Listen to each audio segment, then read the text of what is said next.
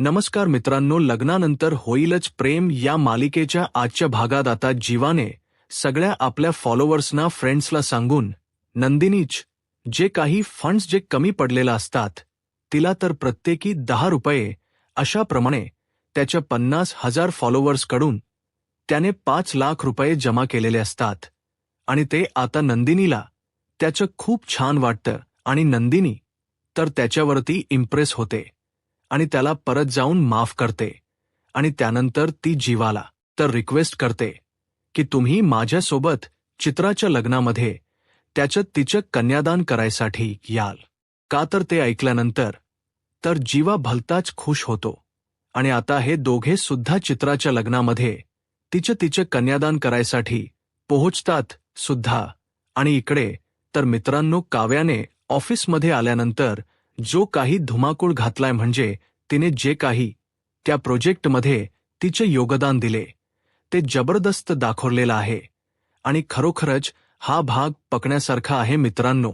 आणि तिच्या त्या स्पीचवरती इम्प्रेस होऊन सगळ्यांनी जोरदार टाळ्या वगैरे वाजवलेल्या आहेत आणि त्याच्यामध्ये तिने तिचं स्वतःच ॲड ऑन देऊन त्या प्रोजेक्टच नाव इंद्रधनुष्य असं ठेवलेलं आहे आणि ते सगळ्यांना आवडलेलं असतं.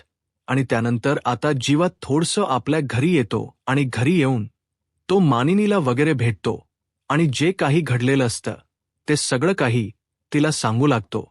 आणि त्यानंतर मित्रांनो, जेव्हा काव्या घरी येते तर तेव्हा ती भारताला विचारते की बाबा, माझं IAS सेंटर जे आहेत ते डिक्लेअर झालेले आहेत आणि प्लीज तुम्ही मला सोडायला याल का, म्हणजे हा या त्या प्रवासाच्या निमित्ताने मला तुम्हाला सगळं काही सांगायचं आहे. तर तेव्हा आता पार्थ सुद्धा तिला हो असं म्हणतो आणि मित्रांनो, या प्रवासाच या दरम्यान त्यांच्यामधला जो काही दुरावा असेल तो सगळं काही मिटून जाणार आहे. तर चला आजच्या भागाला आपण सुरुवातीपासून बघूया. नंदिनी आता आनंद निवास मधल्या चित्रासोबत बोलत असते आणि तिला म्हणते, हो चित्रा, तू फंडसाठी फोन केलेला आहेस हे मला माहिती आहे आणि माझे फंड सोबतचे प्रयत्न सुरू आहेत. अगं तर इकडून चित्रा तिला म्हणू लागते, अगं ताई, म्हणजे तू आनंद निवासच अकाउंट चेक केलेलं नाहीयेस का. तर तेव्हा नंदिनी विचारते, म्हणजे काय झालं. तर तेव्हा तिकडून चित्रा सांगते, अगं ताई, आपल्या आनंद निवासच्या अकाउंटमध्ये 5 लाख रुपये जमा झालेले आहेत. आणि असं तिने सांगितल्यानंतर नंदिनीला तर धक्काच बसतो आणि ती उठूनच उभी राहते आणि ती म्हणते, अगं काय सांगतेस, काय कोणी केले, कुठून आले तेवढे पैसे. असं ती बोलत असताना इकडून शारदा म्हणते, 50,000 लोकांनी. तर नंदिनी म्हणते, अग आई, 50,000 लोकांनी, पण अशी फंडिंगसाठी आम्ही कुठली ॲड नव्हती दिलेली. आणि ती चित्राला म्हणते, 1 मिनिट हा चित्रा, मी तुला परत कॉल करते असं म्हणती. आता कॉल कट करते आणि ती शारदाला विचारते, आई, पण अगं एवढे 50,000 लोक आले कुठून. आणि तेव्हा शारदा आपल्या हातामधला मोबाईल नंदिनीला दाखवते आणि म्हणते, इथून आली. आणि त्याच्यावर ती जीवाचा ब्लॉग चालू असतो आणि तेव्हा नंदिनी तो व्हिडिओ बघू लागते आणि जेव्हा व्हिडिओमध्ये म्हणत असतो, नमस्कार मित्रांनो, तुम्ही आजपर्यंत माझ्या प्रेमासाठी मला खूप मदत केली, पण आज एका वेगळ्या कारणासाठी मला तुमच्या सगळ्यांच्या सपोर्टची गरज आहे. माझी बायको आनंद निवास नावाचा एक NGO चालवते. तुम्हाला सगळ्यांनाच माहिती आहे, तिला ना तिच्या NGOचे फंड संपले आहेत आणि तिला 5 लाखाची गरज आहे. तिने केलेल्या NGOच्या कामामुळे खूप लोकांना मदत झालेली आहे, पण आज तिला मदतीची गरज आहे. काय म्हणताय, करूयात का मदत. हा तुम्हाला फार काही करायचं नाहीये. आपले 50,000 फॉलोअर्स आहेत आणि प्रत्येकी 10 रुपये खाली दिलेल्या अकाउंटवरती तुम्हाला पाठवायचे आहेत. आणि आजकालच्या काळामध्ये 10 रुपये खूपच छोटी अमाऊंट आहे, पण तुमचे 10 रुपये खूप मोठा बदल घडवणार आहेत. माझ्या प्रेमासाठी, माझ्यासाठी, माझ्या नंदिनीसाठी इतकं करा प्लीज, थँक यू असं म्हणून तो आता व्हिडिओ संपतो. आणि तो व्हिडिओ बघत असताना आता नंदिनीला तर भरून आलेलं असतं मित्रांनो आणि ती म्हणते, जीवानी इतक्या सहज 5 लाख रुपये जमवले तर तेव्हा शारदा म्हणते, नंदिनी, हे दिसतं तितकं सहज नाहीये. तो मुलगा 19 दिवस घराबाहेर राहून तुला जिंकण्याचा प्रयत्न करतोयही. त्याची 19 दिवसांची मेहनत आहे आणि हे सर्व त्याने 19 दिवसात कमावलेले 50,000 लोक आहेत. त्याच्या एका विनंतीवरती त्या सगळ्यांनी 5 लाख रुपये दिले. तो बिचारा 19 दिवसांच्या मध्ये अनोळखी 50,000 लोकांचं मन जिंकू शकला. पण त्याला तुला जिंकता येत नाहीये. कधी कधी ना बाहेरच्या माणसांना आपली पारख होते, पण आपलीच माणसं पुन्हा पुन्हा चाच पडत राहतात. हरकत नाही, आणखीन थोडा वेळ लागेल, पण तो तुला मिळवेल एवढं मात्र नक्की आहे नंदिनी. त्याची सगळी काही धडपड जी आहे ती तुझ्यासाठीच आहे. त्याने ओढं केलेलं आहे. आता तरी तू त्याचा विचार कर. असं सर्व काही ती मनापासून सांगते आणि तिथून ती निघून जाते. आणि नंदिनी त्या गोष्टीचा आता विचार करत असते. तर इकडे आता ऑफिसमध्ये अजून सुद्धा मीटिंग चालू असते आणि रम्या प्रेझेंटेशन देत असताना म्हणते, आपण याच्यामध्ये अजून काही ॲडिशनल गोष्टी करू शकतो का? तर तेव्हा पार्थ सुद्धा म्हणतो, हो बरोबर आहे, आणि तुम्हाला अजून काही बाकीचे डिझाईन्स हवे असतील तर तुम्ही याच्यामध्ये बघा. असं म्हणून तो सर्व काही कागदपत्र त्यांच्याकडे देत असतो आणि यांची सगळी काही चर्चा अशी चालू असते. आणि इतक्यातच आता काव्या तिथं बाहेर म्हणजे तिथे येऊन उभारलेली असते बाजूला, आणि पार्थच तिच्याकडे लक्ष नसतं. तर तेव्हा काव्या त्याला आपल्याकडे म्हणजे हात करायचा प्रयत्न करत असते आणि त्याचं लक्ष आपल्याकडे येतं का हे बघत असते. पण पार्थ तर मीटिंगमध्ये खूप गुंगून गेलेला असतो आणि काव्याच्या हातामध्ये त्याचा टिफिन असतो आणि तेच द्यायसाठी ती तिथे आलेली असते. तर इतक्यातच आता त्यांचे पार्थचे जे क्लायंट असतात त्यामधला एक जण म्हणत असतो, हे बघा, आपल्याला जे आपलं प्रोजेक्ट आहे ते टॉप 20 मधलं बनवायचं आहे, आणि जर का त्यांना ते आवडतच नसेल तर हे सगळं काही करून काय फायदा आहे. तर असं यांचं बोलणं चालू असताना काव्या आता एकदमच त्यांच्यामध्ये येते आणि पार्थ जवळ येऊन उभी राहते. तर तेव्हा रम्या तिच्यावरती चिडते आणि म्हणते, काय आहे हे? तर काव्या म्हणते, सॉरी, हा तुमची मीटिंग चालू आहे पण मला मध्येच यावं लागलं. आणि पार्थला म्हणते, अहो डबा विसरला, तुम्ही घरी म्हणून आली आहे, हे घ्या. असं म्हणून ती आता डबा त्याच्या हातामध्ये देते. तर रम्या अजून तिच्यावरती चिडलेलीच असते आणि तिला म्हणते, चालू मीटिंगमध्ये असं मध्येच शिरू नाही, एवढा बेसिक सेन्स नाहीये काय होणार आहे आयएसला. तर तेव्हा त्याच्यामधला एक जण म्हणतो, आयएस काव्या, तुम्ही आयएस करताय का? तर तेव्हा काव्या हो असं सांगते. तर त्याला त्याचा खूप अभिमान वाटतो, छान वाटतं त्याला, आणि तो म्हणतो, गुड गुड, आणि मी तुमचा एक व्हिडिओ पाहिला होता, पार्थच्या पाठीशी उभी डॅशिंग काव्या. तर तेव्हा काव्या म्हणते, थँक यू सर, पण मी तेच केलं. अहो, जी कुठलीही बायको नव्याच्या पाठीशी उभी असणारी बायको करेल, काहीच वेगळं नाही केलेलं मी त्याच्यामध्ये. आणि सॉरी, तुम्ही कॅरी ऑन करा, आणि सॉरी इंटरप्ट झाल्याबद्दल. तर तेव्हा पार्थ म्हणतो, थॉक्स फॉर द टिफिन, आणि बसा तुम्ही केबिनमध्ये, असं तो सांगतो. तर तेव्हा आता काव्या तिथून जात असते आणि जाता जाता त्याच्यामधला एक क्लायंट म्हणतो, मला तर असं वाटते की मी त्या सक्सेसवरती जरा रिव्हर्स करा, आणि ही कन्सेप्ट आहे ना, मला अर्धवट वाटते. तुम्ही आता मेन्शन केलं त्याप्रमाणे Devghar swimming pool along with party area, terrace cafe, आणि त्यानंतर मिनी थिएटर, आणि वर्क फ्रॉम होम करण्यासाठी वर्क एरिया, आणि मुलांना खेळण्यासाठी प्ले एरिया. याशिवाय या प्रोजेक्टमध्ये आणखीन काहीतरी हवाय. हे सगळं काही असून सुद्धा आम्हाला हा प्रोजेक्ट अपूर्ण वाटतोय, आणि हे सगळं ते काही सांगत असतात. तर तेव्हा काव्या तिथेच उभे राहून ती ऐकत असते, आणि त्यांचे हे सगळं ऐकल्यानंतर ती म्हणते, मी एक सुचू का? आणि तिने असं म्हटल्यानंतर सर्वजणच धक्क्याने तिच्याकडे बघतात, आणि तेव्हा काव्या लगेचच तिथे येते आणि म्हणते, पार्थ देशमुखांचं आयुष्य आणि हा प्रोजेक्ट मी पूर्ण करू शकते, असं ती एकदम कॉन्फिडेंटली बोलत असते. तर तेव्हा रम्या रागाला येते आणि ती उठून उभा राहून जोराने बोलणार असते, आणि परत जरास आजूबाजूला बघून तिला थोडसं हळू म्हणते, तू अजून इथेच पार्थ म्हणालाय ना तुला की तू बाहेर बस, तो येईल, आमची मीटिंग अजून सुरूच आहे. अशा वेळी मध्ये येऊ नये एवढे बेसिक एथिकेट्स कळायला हवेत ना आयएस शिकणाऱ्या मुलीला. तर तेव्हा पार्थ आता रमेलाला थोडंसं शांत करतो, म्हणतो थांब रम्या प्लीज सीट डाऊन, आणि म्हणतो आज आयएस ची प्रॅक्टिकल एक्झाम होऊन जाऊ द्यात, आणि तिला म्हणतो सांगा तुम्ही हे अपूर्ण राहिलेलं कसं पूर्ण करणार काव्या पार्थ देशमुख. आणि असं त्याने म्हटल्यानंतर म्हणजे तो एकदम फ्लो मध्ये बोलून जातो, आणि त्याला नंतर रिअलाइज झाल्यावर थोडंसं तो शांत होतो, आणि काव्या तर मात्र त्याच्याकडे बघून हसतच असते मित्रांनो. तर इकडे आता नंदिनी म्हणजे जे जीवाला तिने पोहे पाठवलेले असतात, शारदाने त्या पोह्यांमध्ये आता ती मीठ घालून परत जीवाला आणून देते, आणि त्याला म्हणते आता टेस्ट करा बरं कसे झाले आहेत. तर तेव्हा जीवा म्हणतो हा तो खातो एक घास आणि म्हणतो आता बेस्ट झालेले आहेत. तुझी हातामधली चव जी आहे ना ती मिठात उतरली असेल, आणि मिठामधली ती पोह्यात उतरलेली आहे. तर तेव्हा नंदिनी त्याला म्हणते चव तर ना तुमच्यामुळे आलेली आहे.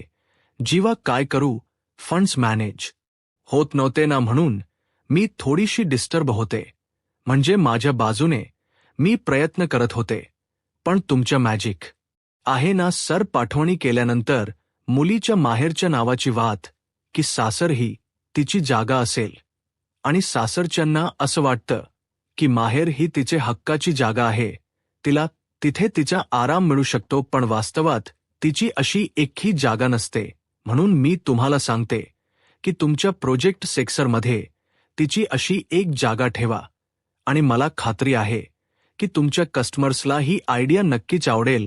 आणि असं ती सांगत असताना एक वेळा या क्लायंटच्या मध्ये येऊन ती बोलत असते, आणि त्यानंतर पार्थ जवळ येऊन म्हणते कसं आहे ना सर, लग्नानंतर नवरा बायको सासूसासरे मुलं घरातली काम बाहेरची काम घरातली काम पैसे कमवणं सणवार या सगळ्या गोष्टी ती बाई अगदी निष्ठेने रोज करते. संसारामधल्या सप्तपदीची 7 पावलं ती बाई रोज चालते हो. ती 7 पावलं तिला थकवतात, त्यामध्येच संपते ती. मग त्यासाठी तुमच्या या सिक्सरमध्ये तिची अशी एक जागा नको का, तिची अशी रूम नको का जिथे जाऊन ती मोकळा श्वास घेऊ शकेल, अगदी मन मोकळेपणाने भाकरू शकेल, गिरक्या घेऊ शकेल, हसू शकेल, रडू शकेल, तिला जे हो ते ती करू शकेल. तिला पाहिजे असेल तर ती व्यायाम करू शकेल, किंवा तीच तिथं तिचा वेळ घेऊन छान अशी तयार होऊ शकेल, किंवा काहीच नाही तर तिच्या सगळ्या चिंता सगळ्या काळज्या तिच्या खोलीबाहेर उभ्या करून तिच्या खोलीमध्ये ती गाढ झोपू शकेल. काय आहे ना आजपर्यंत सगळ्यांनी मास्टर बेडरूम पाहिलेली आहे, गेस्ट रूम पाहिलेली आहे, पण तिचीची रूम नाही पाहिलेली. पण आता ती सगळ्यांना बघायला मिळेल पार्थ देशमुखांच्या प्रोजेक्टमध्ये. असं ती सर्व काही स्पीच देत असते मित्रांनो, आणि तेव्हा सर्वजण असे तिच्याकडे थक्क होऊनच बघत असतात, आणि सगळ्यांना तिचं म्हणणं पटत असतं, आणि तिचं स्पीच झाल्यात आल्या हे क्लायंट वगैरे असतात, तेच पहिल्यांदा टाळ्या वाजवायला सुरुवात करतात. पार्थ तर इम्प्रेस झालेलाच असतो, आणि तो आता त्यांच्याकडे बघून म्हणजे तो टाळ्या वाजवत असतो, आणि तो त्यांच्याकडे बघून त्यांना आश्चर्यच वाटतं त्याला, आणि तो सुद्धा टाळ्या वाजवू लागतो. पण रम्या मात्र काही टाळ्या वाजवत नसते, तिला थोडासा त्रासच झालेला असतो. तर तेव्हा आता त्यामधला क्लायंट म्हणतो ब्रिलियंट, पण मग हे प्रोजेक्ट सिक्सर नसेल, याला तर वेगळं नाव द्यावं लागेल. तर तेव्हा पार्थ म्हणतो हा आम्हाला थोडासा वेळ द्या, आम्ही काहीतरी नवीन नाव सुचूच. तर तेव हा रम्या सुद्धा म्हणते हो आम्ही लवकरच नवीन नावं शोधू आणि तुम्हाला रिव्हर्ट करू. तर काव्या लगेचच म्हणते सॉरी पण मी काही सुचवू का, आणि ते असं विचारत असताना पार्थकडे थोडंसं बघते. तर तेव्हा पार्थ इशायाने हो असं म्हणून मान डोलावतो होतो. तर तेव्हा काव्या म्हणते मला असं वाटते की प्रोजेक्टमध्ये 6 गोष्टी होत्या तेव्हा त्याचं नाव सिक्सर असं होतं, मग आता प्रोजेक्टमध्ये 7 गोष्टी आहेत, तर मग तुम्ही आता प्रोजेक्टच नाव इंद्रधनुष्य ठेवाना. 7 रंग 7 आकर्षण इंद्रधनुष्य. आणि असं ती बोलत असताना इकडे रम या तर डोक्याला हात लावूनच बसते.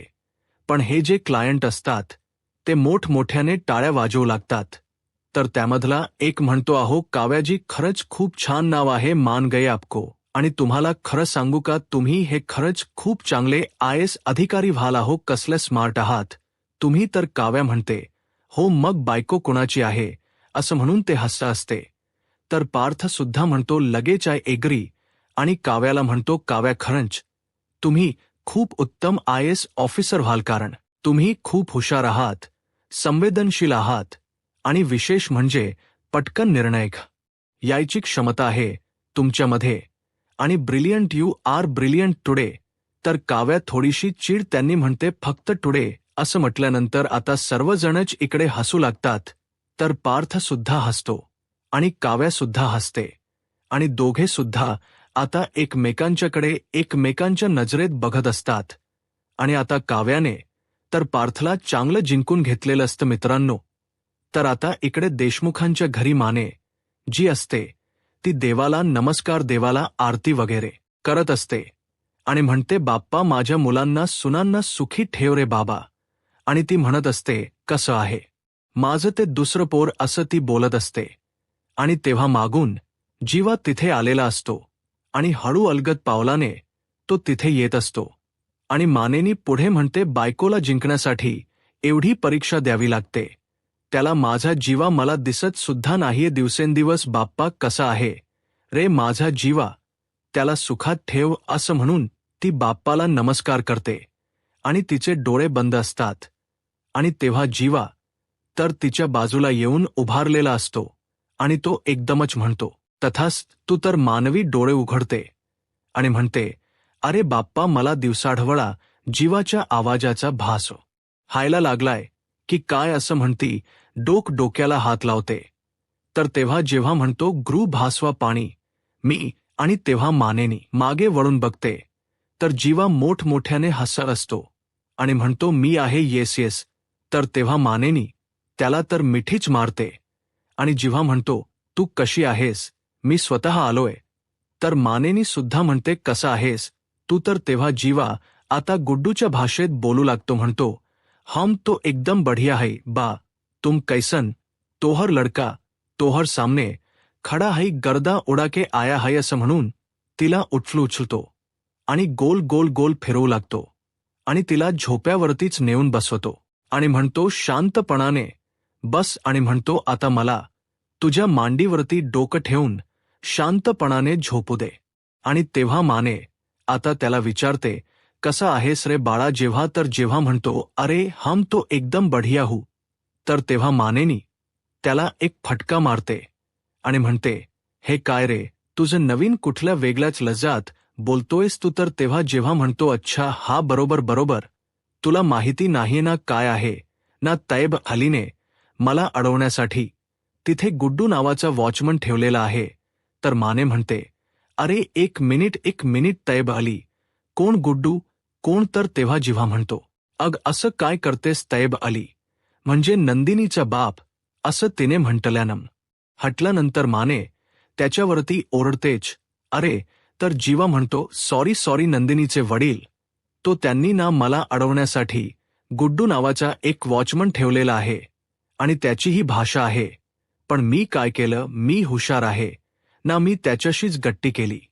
आणि तो काय करतो माहिती काय, माझ्या हातचा मस्त तांबडा पांढरा रस्सा ओढतो आणि मी त्याच्या हातचा लेट्टी चोका ओढतो, मजा करतो आम्ही. तर मांडणी म्हणते, अरे वा, म्हणजे तू त्या फक्त वॉचमनशीच मैत्री नाही केलीस, तर त्याच्या भाषेशी सुद्धा मैत्री केली आहेस. तर जेव्हा म्हणतो, हो एक्झॅक्टली. तर मांडणी आता थोडीशी नर्वस होते आणि जीवाला विचारते, म्हणजे जेव्हा तुला असं वॉचमन सोबत राहावं लागतं. तर जेव्हा म्हणतो, का काय झालं, वॉचमन माणूस नसतो का. तर मांडणी म्हणते, अरे असं कुठे म्हणाली, मी पण देशमुखांचा मुलगा, असं उघड्यावरती झोपतो, उघड्यावरती आंघोळ करतो, वॉचमन बरोबर राहतो म्हटल्यानंतर आईचं मन तर तुटणारच ना. तर जीवात तर उठून बसतो आणि म्हणतो, आई प्लीज हे बघ, तू आता रडू नकोस, हा तू जर रडलीस ना तर माझंही मन तुटेल हा. आणि तोरे आसू बडे अनमोल हाई, असं म्हणतो, हसू लागतो. तर मानेनी सुद्धा हसते आणि म्हणते, अरे कधीतरी सिरियसली बोल जीवा. तर जेव्हा म्हणतो हो पण तू नको ना लोड घेऊस. मला सांग प्रेमात आणि युद्धात सगळं काही माप असतं का नाही? आणि त्यात तर माझं नाव जंग मेजय आहे असं तो म्हणतो. तर तेव्हा मांडणी म्हणते अरे काय आहे? तर तेव्हा जेव्हा म्हणतो जंग मेजय, तर तेव्हा माने त्याला अजून एक फटका मारते आणि म्हणते अरे हे नाव मी नाही ठेवलेलं. तर तेव्हा जेव्हा म्हणतो अगं ठीक आहे, म्हणजे मी जिंकणारच ना. तर माने म्हणते हो जिंकणार तर तू आहेस पण जेव्हा अजून किती दिवस लागतील रे, मला रोज आठवण येते तुझी आणि येथे घरातल्या सगळ्यांना वाटतं की आईला जीवाची आठवणच येत नाही म्हणून, पण तसं नाहीये. रोज जेवायला घेतलं ना, घास हातात घेतला की घास अडकतो मागे. गणेशोत्सवला मोदक केले तेव्हा एवढी आठवण आली तुझी, पण मी मुद्दामून रोज तुला फोन वगैरे करत नाही, पण मग तुझा आवाज ऐकला ना की मग मला रडू येईल म्हणून. तर तेव्हा जेव्हा तिला म्हणतो अरे पुष्पारो मत पण हा ठीक आहे, तू रडू कंट्रोल करतेस पण बाप्पाला माझ्याबद्दल बोलून बोलून किती त्रास देतेस ऐकलं मी सगळं असं तो सांगत असतो. तर तेव्हा मानेनी त्याला अजून एक फटका मारता मारता राहते आणि तिलात या जीवाच्या चेहऱ्यावर सगळं काही ते ॲलर्जीचे जे वन असतात ते दिसतात आणि ती विचारते अरे जेव्हा हे काय झालेलं आहे?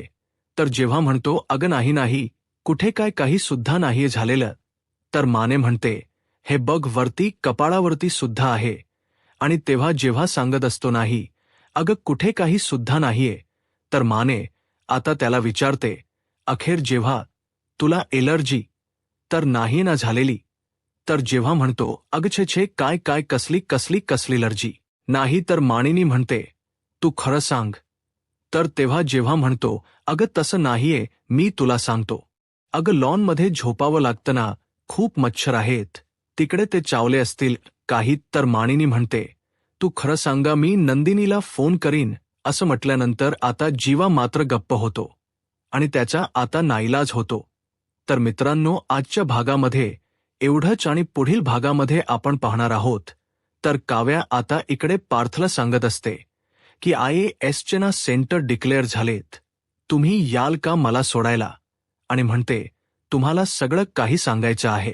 दुसरा गैरसमज आणि असं त्याने म्हटल्यानंतर आता नंदिनीला थोडासा धक्का बसतो आणि नंदिनी तर त्याच याकडेच बघत असते. आता पुढे काय होईल हे पाहायला आत्ताच माझा महाराष्ट्र या यूट्यूब चॅनलला सबस्क्राईब करा. धन्यवाद.